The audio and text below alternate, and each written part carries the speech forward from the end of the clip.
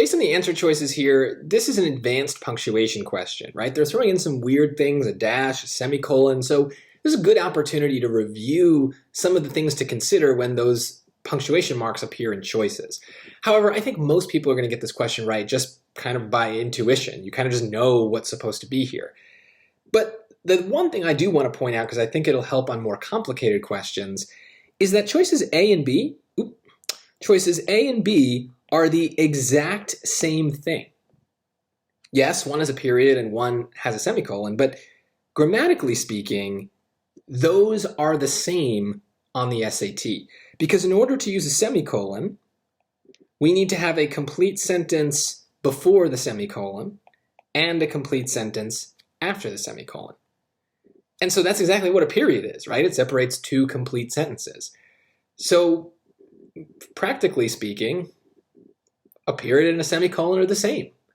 And so that's a good reason to get rid of A and B. Another reason is just that, well, the first part isn't a sentence, right? In the years that followed, there's no action. There's nothing that happens in that sentence. So we need some sort of action for that to be a complete sentence. It's just a fragment. And that would leave us with C and D. And I think most people would just know that the comma makes more sense here. We can use dashes in the same way that we use commas to kind of like break apart a sentence and to mark off kind of like a extra clause. But we just don't use them at the beginning of sentences to mark off like introductory clauses. We save that. That's what the comma does. Dashes we might put at the end of a sentence to kind of like mark off an ending clause that's not necessary to the sentence.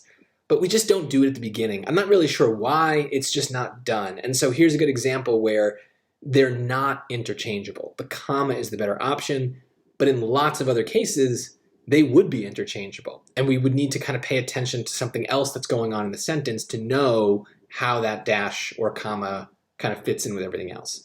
But this one, hopefully you just got by trusting your instincts.